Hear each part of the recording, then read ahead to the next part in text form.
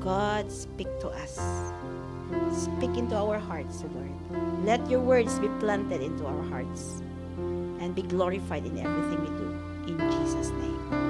Amen. Amen. Amen. Okay, we can take our seats. Hallelujah. Praise the Lord. Ay, sus. Praise the Lord. And hallelujah. Sa pa nga. Praise the Lord. Ba't para tayong nanghihinang magpuri sa Panginoon? Sa pa nga. Praise the Lord. Yan. Alam nyo ba na kung dito'y nanghihina tayo ng pagpuri sa Panginoon, ay hindi kayo papasa sa langit Katatapos lang ang praise and worship, pastora, wala na akong lakas.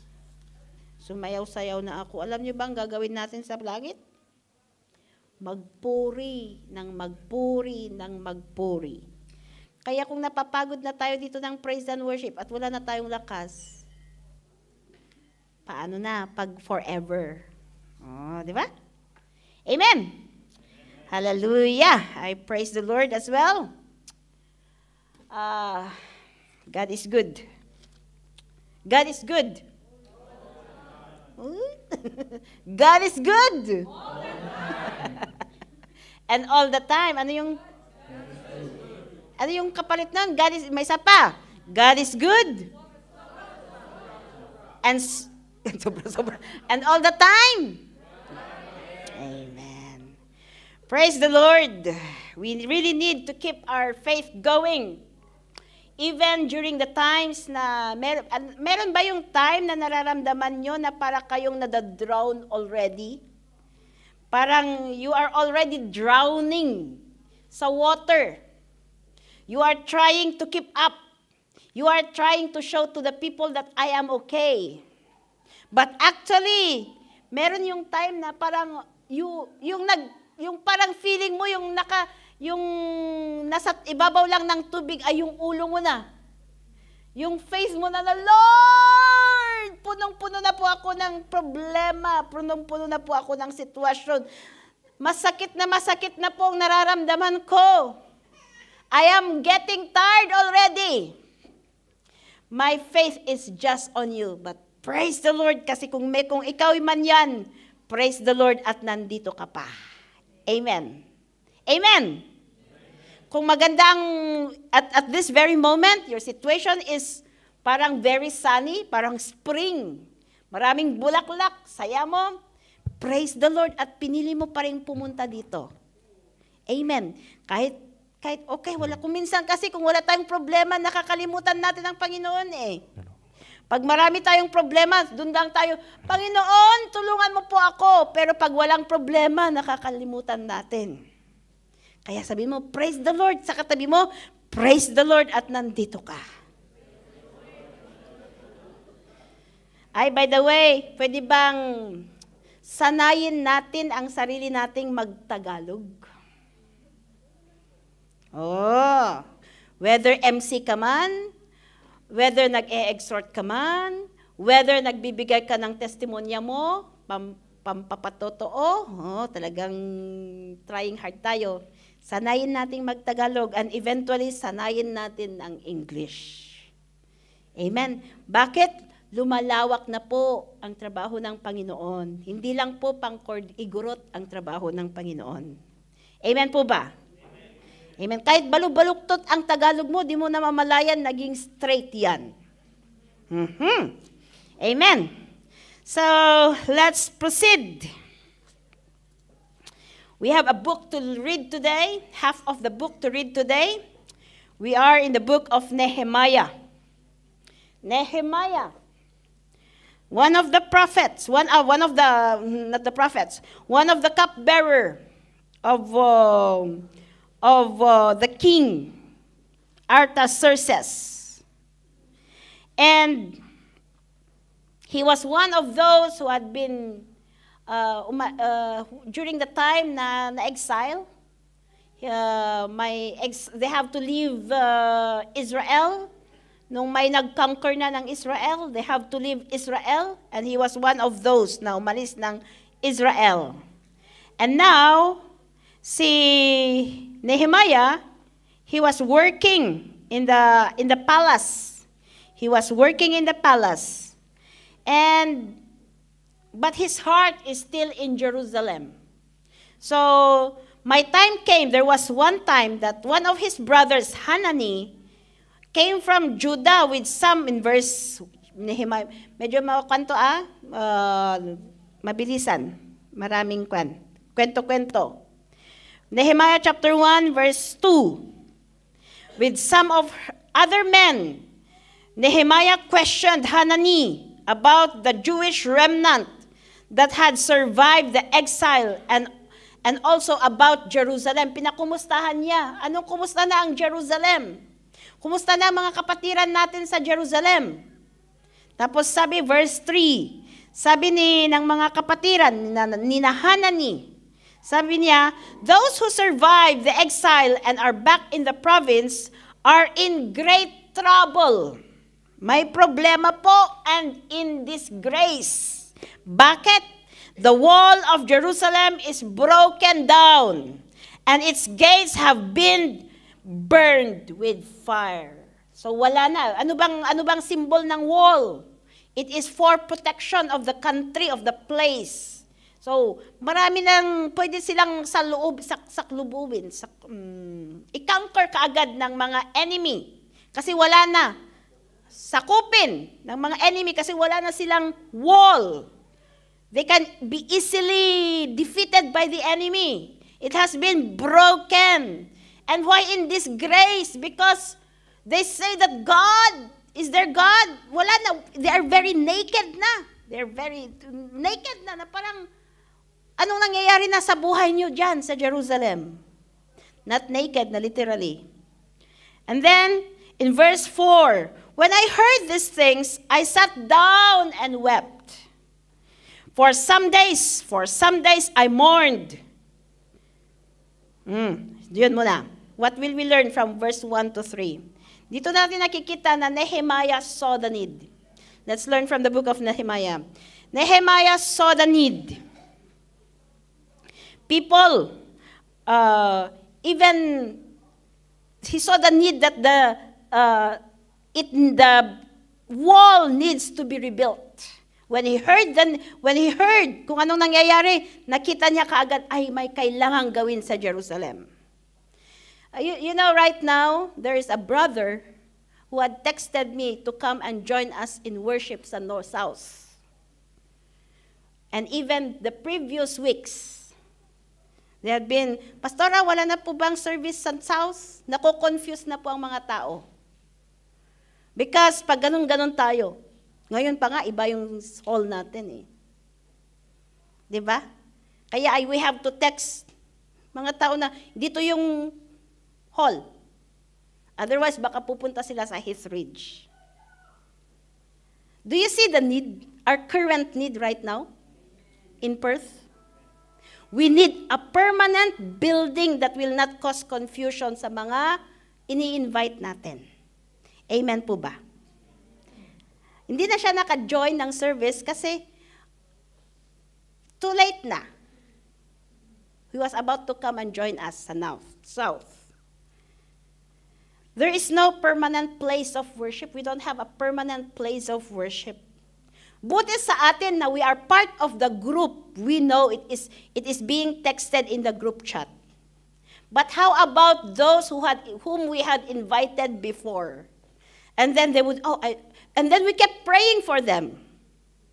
Of course, the Lord will convict them to come back. Because we are praying for them. But when they come back, wala silang madatnang hall.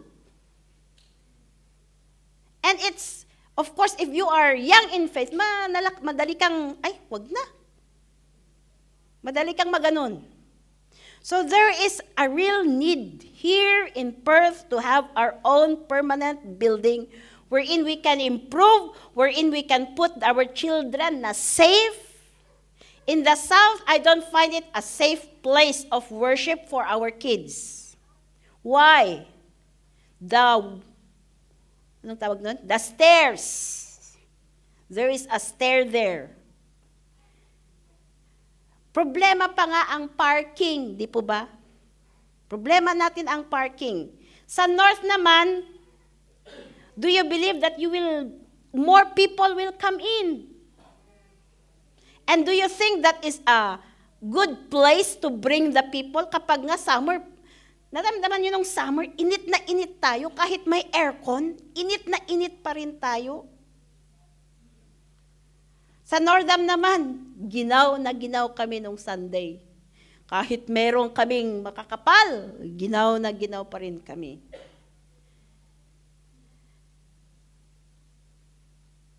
There is a need, brethren. And if we continue to see in verse 4, when I heard these things, I sat down and wept. Why? Nehemiah was burdened. Nehemiah was burdened of the need. He's not thinking of himself.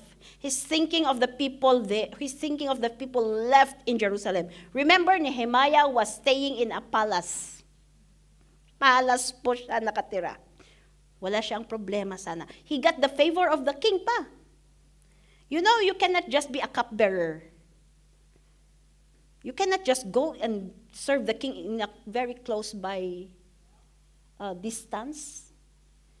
Dapat may favor yan. The king trusts him so much. Because, di ba, they have to taste it, yung mga, delikado yung may poison na king. So, kung ikaw yung king, dapat piliin mo kung sino ang nasa malapit sa'yo. So, Nehemiah has a good life in the palace. But he still have the burden kasi iniisip niya yung mga kapatiran niya sa Jerusalem. I hope that as Christians, we have the burden kahit isang kaluluwa man na nawawala. Kahit ay sayang hindi siya nakasimba kasi iba yung napuntahan niya.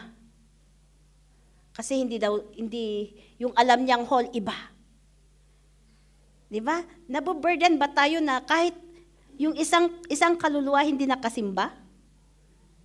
If you are, you have the heartbeat of God. Because the heartbeat of God is soul. For some days I mourned and fasted and prayed before the God of heaven.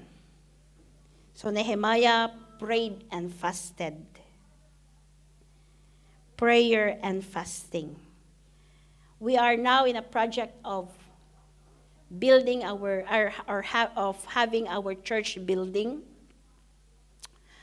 Sinasabi po namin kina Brother Joshua, Sister H, when we were the last day na nag-view kami ng church, end of season 1. Kasi wala ka nang makita. Pinuntahan namin yung sinda ni Brother Paul, pinuntahan namin yung nakita nyo sa Wellard na church for sale. That is a converted house pala yun. Yun is parang, alam mo yung ceiling niya, hanggang dito lang. Kapag may matangkad, wala na. Yung tamborin ni na Grace, igano mo lang, wala na. Maaabot na niya yung ceiling. Ganon. It is a converted church siya na yung katabi niya is child care. And may pinuntahan naman kami na second floor yung binebenta. Wag yung first floor. May pinuntahan naman kami na unit. Ito yung sabi ni Bishop Ruel na kaya kung sino dito ang alam niya, sabi niya, you can check if the wall is a bearing wall. Kapag hindi bearing wall yan, pwedeng bagbagin yan. Pag bearing wall yan, mahirap yan. O, di ba? So, natututo rin ako, ay magaganoon pala. So, and then Joshua was telling me na, Pastora, na-check na natin lahat. Siguro sa next na naman, let's have a break para para lumabas ulit yung mga for sale na building natin. So end of season 1. So yun ang sabi namin. End of season 1 ng paghahanap ng building. At the same time, it is our chance to build up our pang down payment. Amen po ba? Kasi hindi ka naman makakakuha ng building na wala tayong down payment. Di po ba? Hindi basta-basta yan. We're talking about millions. And as much as possible, we want to pay, even though they require 20 or 30% down payment, as much as possible, we try to deposit 50% para hindi tayo mahirapan sa mortgages, because we are not just spending the money in such church, but what if they need some flights, mga other stuff. So, paano yung provision nun, monthly payment nun ng mortgage. So, with all this that's happening, we need to seek God. Amen. Kaya po, meron po tayong, as it has been announced, there is a 21-day prayer and fasting starting tomorrow. So we've been doing prayer and fasting. It's up to you po if you will do partial fast. It's up to you if you do Daniel's fast. It's up to you if you do 1 meal fast, partial fasting. But let's seek the Lord. If you are really burdened sa need natin dito sa Perth, let's seek the Lord. Let's seek the Lord. Amen po ba? Let's show Him our desperation. Lord, we need you. Indeed, God is able. As I was praying,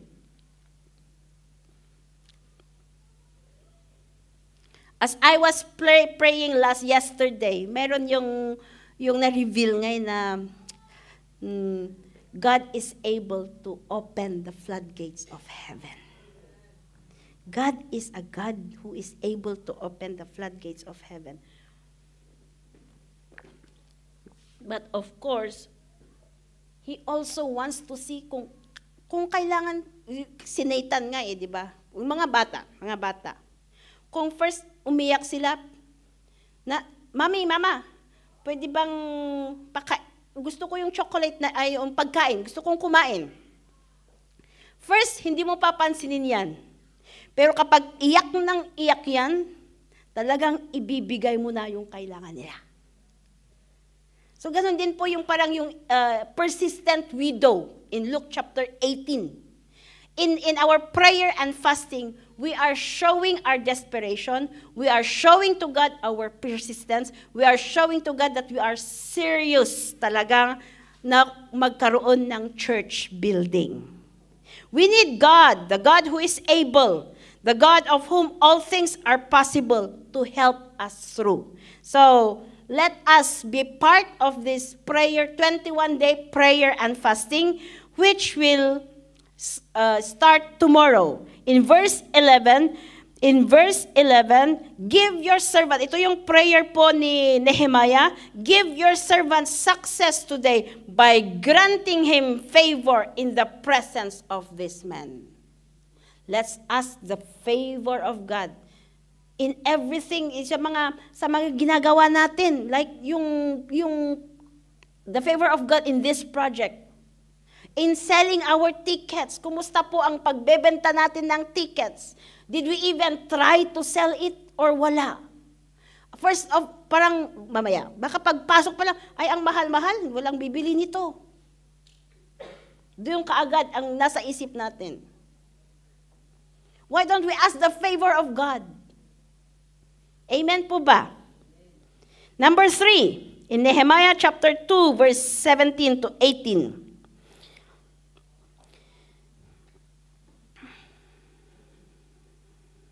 So King Artaxerxes allowed Nehemiah to travel to Jerusalem.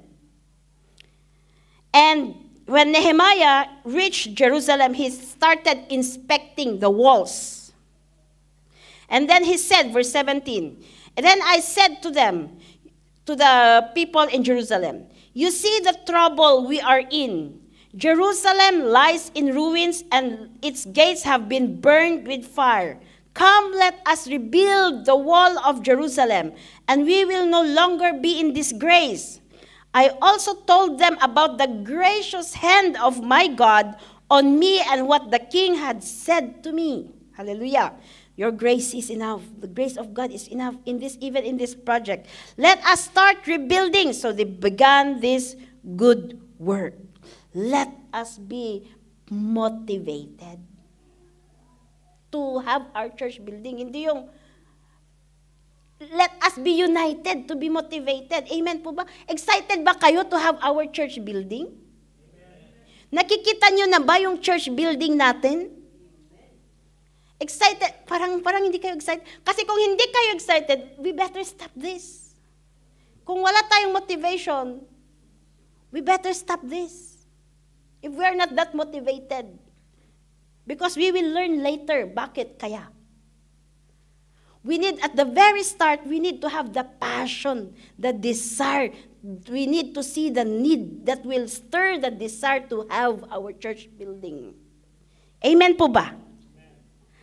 And in verse, okay, next, Nehemiah chapter 2, verse 20. Ito. Verse 19 muna. But when Sanballat and the Horonite, Tobiah the Ammonite official, and Geshem the Arab heard about it, they mocked and ridiculed us. So may mga Sanballat, may mga Tobiah. What is this you are doing? They asked. Are you rebelling against the king?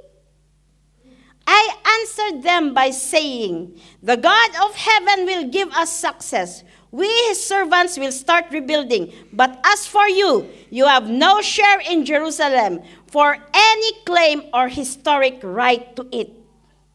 Did you see that there is always an opposition? There is always someone who will discourage, who will not go with the vision. Imposible yan. Imposible. Tumaas na kaya ang bayad ng mga buildings ngayon. Imposible yan. There will always be someone who will oppose or someone who will discourage.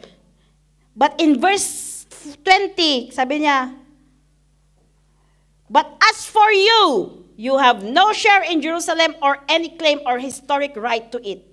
Those who oppose has no share or claim sa success ng project na yan. Those who oppose, dito nakita natin they have no share. But as for you, diniretso pa niya si Tobiah and Sanballat. You will have, but as for you, you have no share in Jerusalem or any claim or historic right to it. So let's guard our heart not to be Tobiah, not to be Sanballat.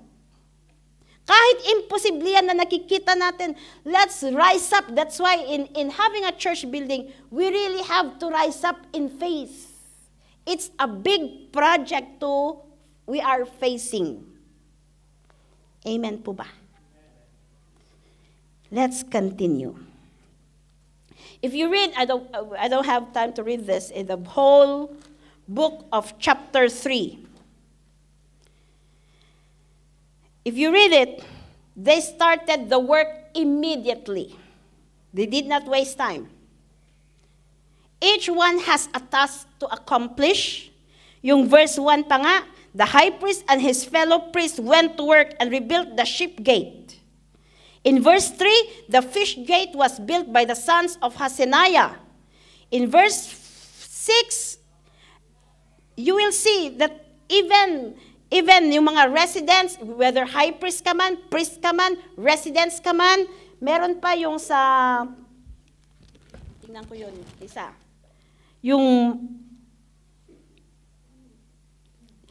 Even yung my guard, even yung guard naging lahat gumalaw, walang hindi gumalaw. Lahat gumalaw, walang hindi gumalaw. They all work together to accomplish the task. The importance of unity. Right now, we are just starting. We started with a pledge. Submitting our pledge. I hope we started to give our pledge already. Do not wait for December to come. Kasi mahihirapan yan. Malaki na yan.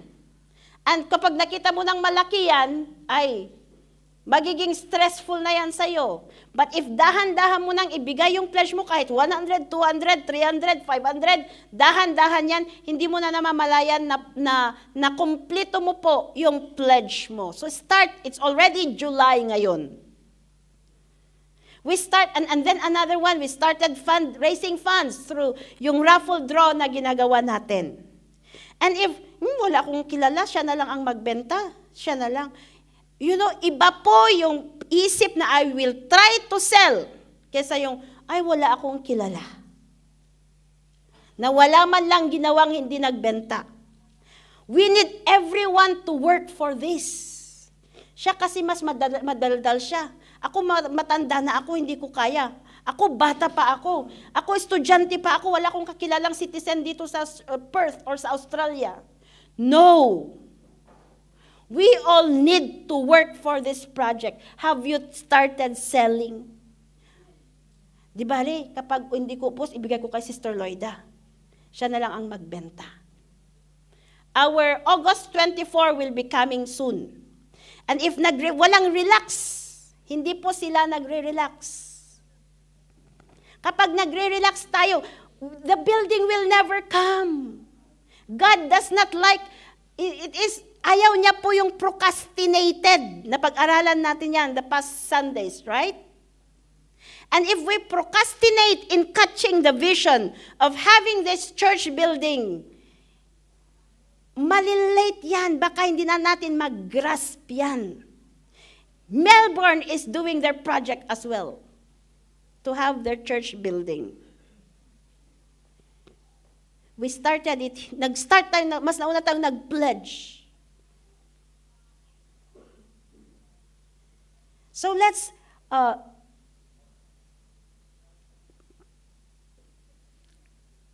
baka kahit mas nauna tayo, kung hindi tayo determinado, wala rin po tayong patutunguhan. Amen po ba? Sabihin mo sa kapatabi mo, determinado ka ba? Gusto mo ba talaga? Gusto mo ba talaga? Amen? Gusto ba natin? Kaya, let's unite in seeking God. Let's unite in humbling ourselves to God, acknowledging Him. Lord, we really need you in this moment. But of course, kahit, yes, anak, andito na po yung solusyon. Hindi mo naman tinatanggap yung solusyon. Wala rin, nami-miss out rin. Yes, anak, sige. Sacrifice more. Kung hindi ka willing mag-sacrifice more, wala rin. Honestly, it will come with sacrifice, right? Yeah, it does.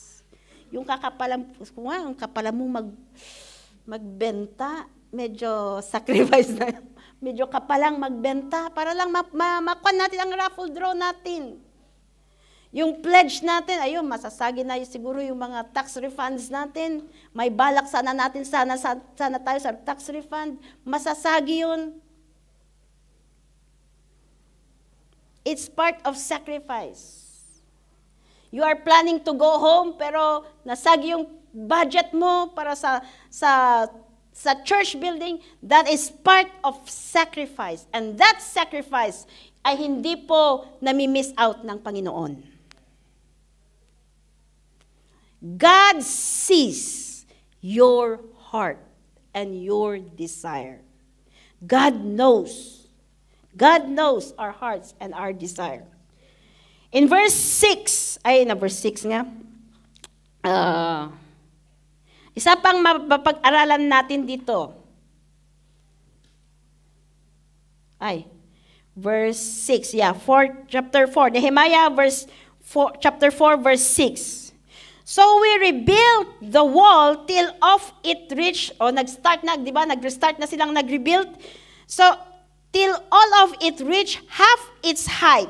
For the people worked with all their heart.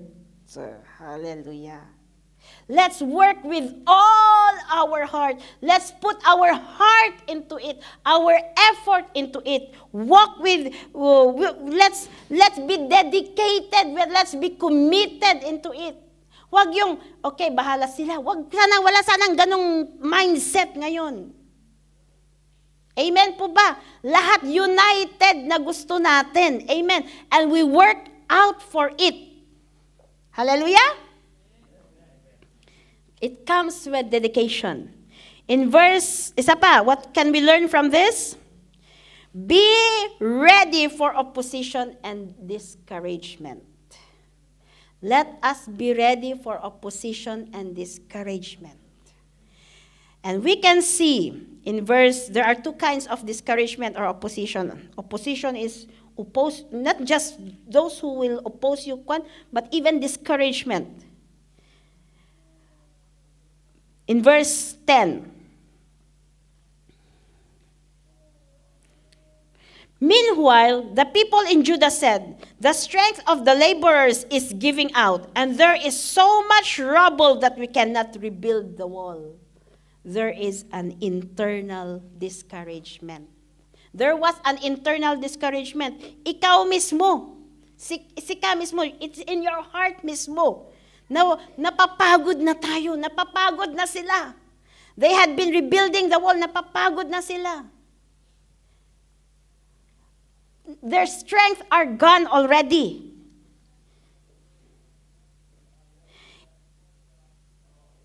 If ngayon, di ba, if selling tickets, we already give up. Kasi mayroon kang in-approach na 4, wala man lang bumili kahit isa. If in selling tickets, we already give up. And not supportive about it. How about the coming days? How about the coming days? Now we need to work out these CBF funds natin. So let's guard our heart. Let's really protect from negative thoughts. Kung isa pa, may suggestion how to do it. And then, yung suggestion mo, hindi nakuha. You don't want to support because it's not your suggestion that has been na-erase up. Huwag po sana tayong ganun. Amen po ba? Walang ganito dito. Amen po ba? Amen. Wala. Sabi mo sa kasabi mo, wala. Wala. Hindi tayo discouragement. Amen. Sa iba. Isa pa. Isa pang kind of opposition, it is outside yourself. Outside opposition. Verse 11. Also our enemies said, before they know it or see us, we will be right there among them and will kill them and put an end to the work. Oh. Yun sina Tobaya at Sanballat. Talagang seryoso sila. Nakita nga, even from the very start that they started the project, from the very start, meron na pong Sanballat and Tobaya. And itong Sanballat and Tobaya, hindi sila marunong ma-discourage na mag-oppose. Abang nakita nga nilang nagagawa na parang, wow, pwede pala. Hindi yung ganun ang isip niya, ay pwede pala. Hindi Kasi half, di ba? Yung sabi niya doon, till of it reach half of its height, na half na nila, pero nandun pa rin sina Sanballat and Tobaya. Hindi nila tinantanan yung mga Israelites. So kung si discouragement, si opposition ay hindi na di-discourage, ikaw pa kaya? Tayo pa kaya? Amen? Na meron ang Panginoon sa atin. I believe that it is God's will that we will have. While I was in Melbourne, biglang sumagi yun sa isip ko and then biglang yun ang sinabi ni Bishop while she was speaking. And we've been praying for it since years ago. But ngayon lang talagang naging active na ginagawa na. And then when Bishop came, she challenged us. And then when I started, first time kong makinig sa convention kasi ng UK. So sige nga, makinig ako sa convention ng UK. And when I listened, it was Bishop Mo Melcher ang nag-share. And then church building na ginagawa naman nila sa convention ang pinag-uusapan. He was challenging the UK because they had a building na kulang sa kanila. Hindi kasya. Kaya sabi niya, sige, mag-pledge ulit tayo para bili tayo ng hall na mas malaki. Kaya yung binibentahan ko sa UK ng ticket, sabi niya, naka-pledge po kami. Di ba?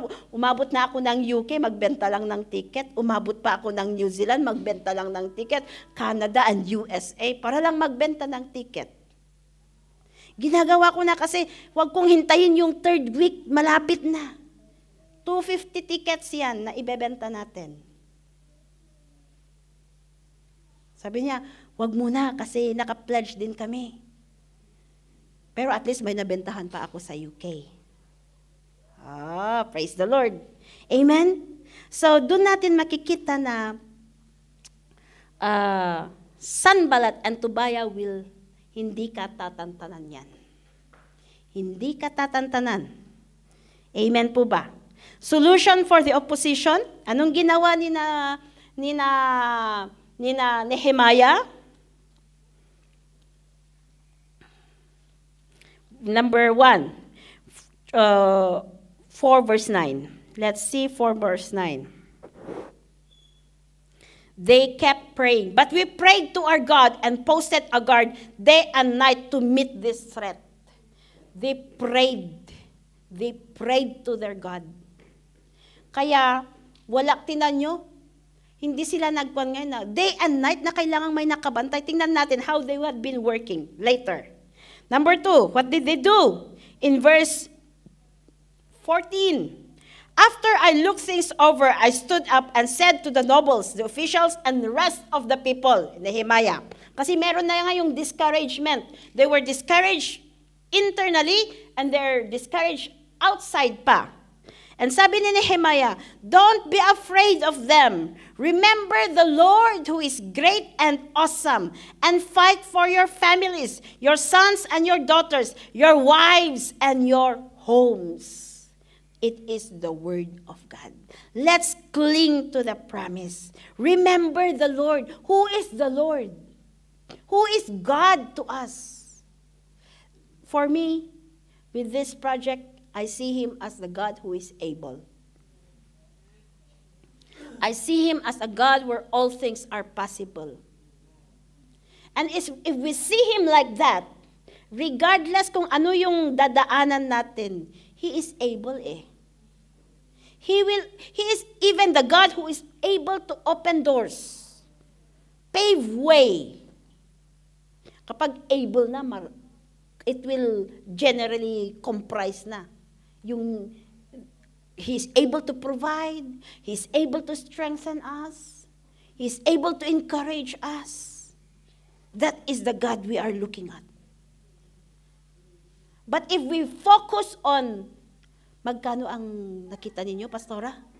Meron pong 1.3. Yung second floor lang yun. Pero ang hirap kasi ng second floor kasi may first floor. Limited po ang galaw natin. And puros glass yun. Marami po tayong mga bata. Yung isa pang, yung kailangang bagbagin, 1.4 sabihin mo na. And that is 400 square meters floor area. Pero ample yung parking nun. Walang problema sa parking nun. Yung church na yung sinend ni Brother Paul, 3 million.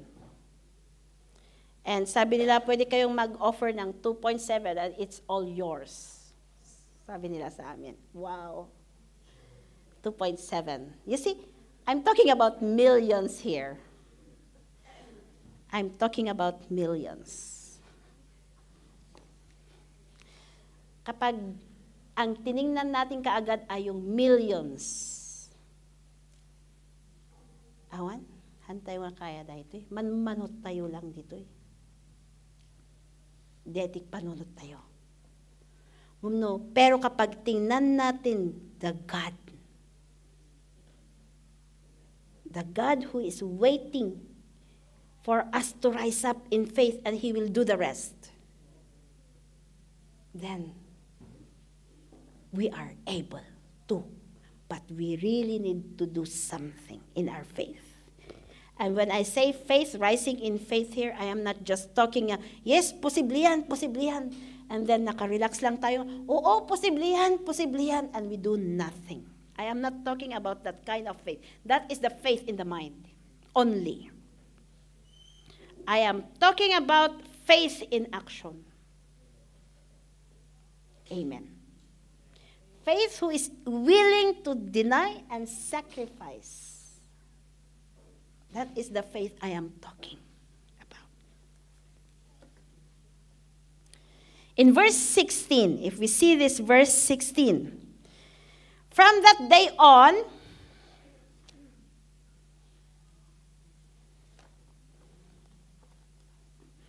half of my men did the work, while the other half were equipped with spears, shields, bows, and armor.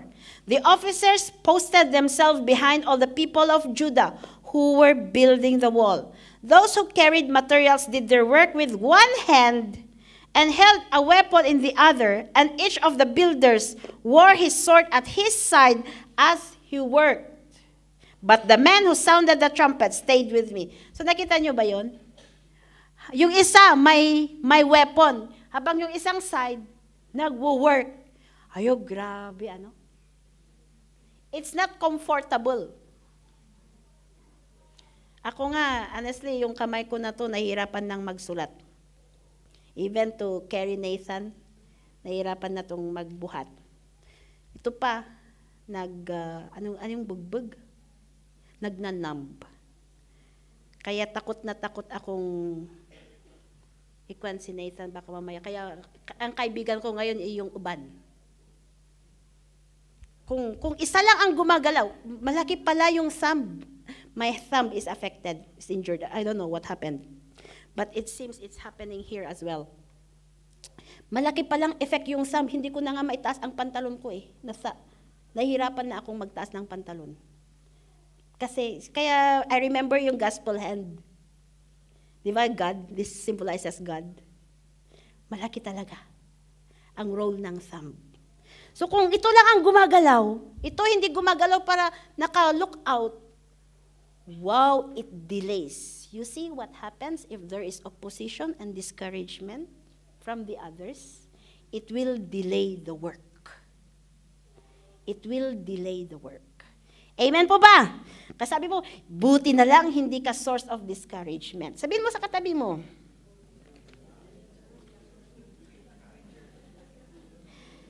what we can see here, we work with the vision, and we do spiritual warfare at the same time. It is a spiritual warfare. I believe that we can usher more souls if we have a permanent place of worship. And the enemy does not want that. Gusto niya yung shattered tayo. Kaya it doesn't want us, tingnan ko nga, ilan ba tayo? 50? 50? Hindi kaya yan. Wala. Pero kahit may 10, basta united ang mga yan, marami ang nagagawa ng mga yan. At kaya, kailangan natin mag-spiritual warfare para kung may, of course, the enemy will still be there. But praise the Lord, we have our weapons. Amen! Kaya, kayang-kaya natin to. Last, hindi. Second to the last. Nehemiah chapter 6, verse 3 to 4.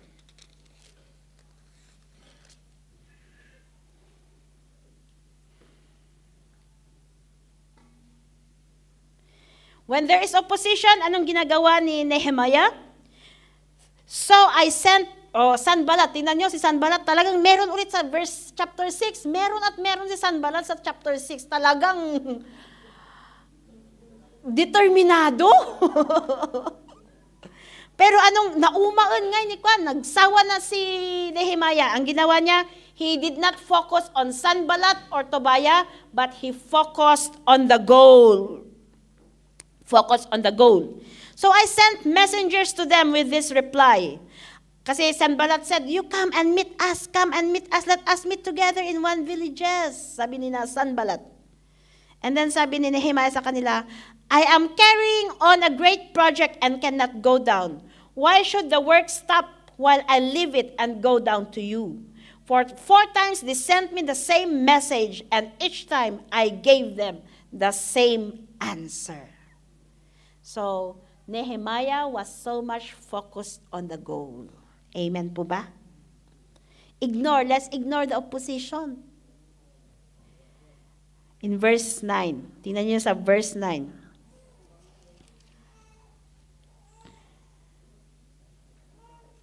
Ito pa. Sabi ni, there will be opposition that will try to weaken us. Intimidation will still try to weaken us along the way. But let us all be focused on the goal. And when we do that, if you continue to finish Nehemiah, Ezra came. It was, na-rebuild po nila yung Great Wall, yung Wall of Jerusalem. And if you continue to read in 8-9 there will be great celebration if we do not give up. There will be great celebration. Amen po ba? Kasabihin mo sa katabi mo, sige, tara. Let's not give up. Let's not give up. Are we, asan tayo? As of now, are we in one goal with this, having our church building?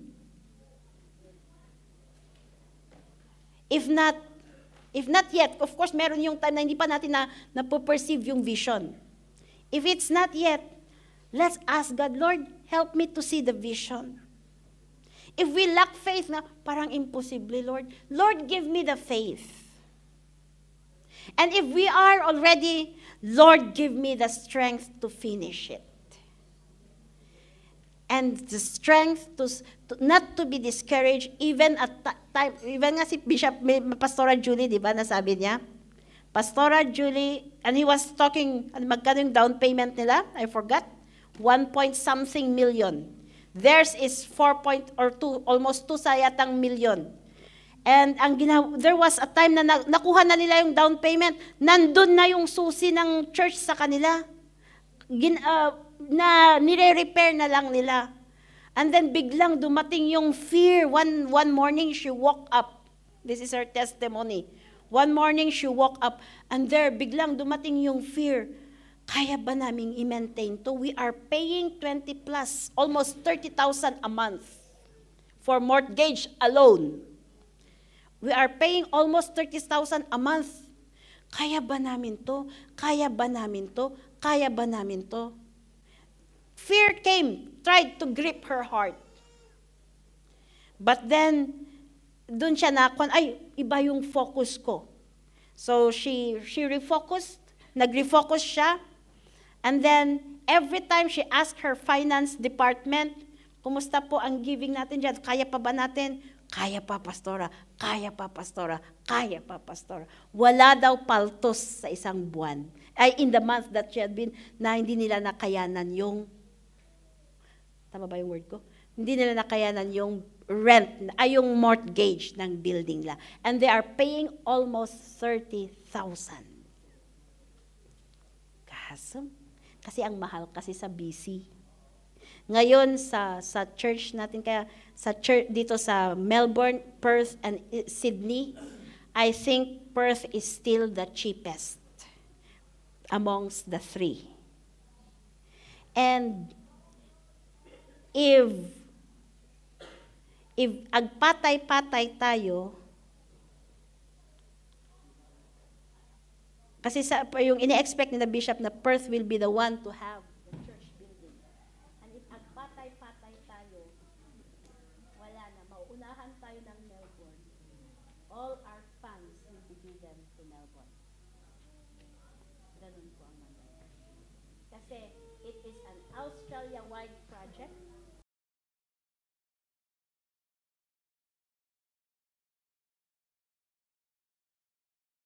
Nga tayo. And we still don't continue. Wala. And Melbourne is doing their best as well. It will be given. Not na maging competition, Hindi sa maging competition siya. But I believe that there is a go signal of the Lord that we will start our church building here in Perth. Amen. It's just that it's up to us to catch the vision and to walk it out. Even there is a go signal, as I repeat, even if there's a go signal of the Lord, and if we do not work out on it, mawawala po yan. Mawawala po yan. So, let's all participate. Amen po ba? Even in our prayer and fasting, let's have our congregational prayer and fasting starting tomorrow. Please, the prayer coordinators, they will be sending our focus every day, the focus of our devotion every day. And let's read naman.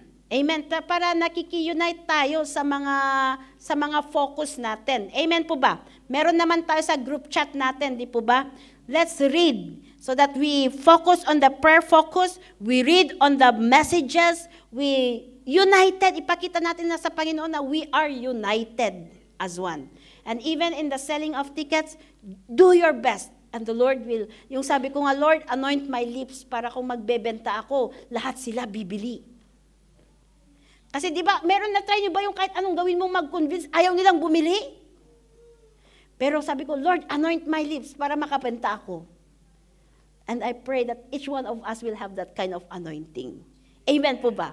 Para mabenta natin at meron pa tayong, sige, mamaya i-announce natin yung mga fundraisings natin.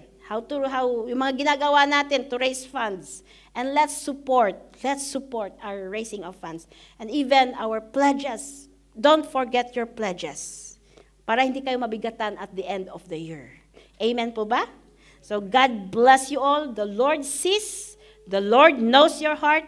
Your labor is not in vain. As I was the last, I forgot, in Jeremiah. Last verse.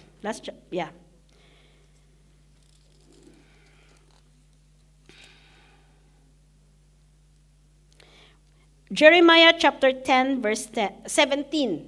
Jeremiah chapter 17, verse 10. I, the Lord, search the heart and examine the mind, to reward each person according to their conduct, according to what their deeds deserve. So even kung yung mga kwan natin, the way we help, secretly man yan or what, the Lord knows and He will reward according to our conduct. And the Lord never lies. The Lord never lies. There is always a reward according to our conduct, according to what we do, according to our deeds. Kung nakipansin ninyo, in accordance to your deed, that's how the Lord rewards. So God bless you all. Amen.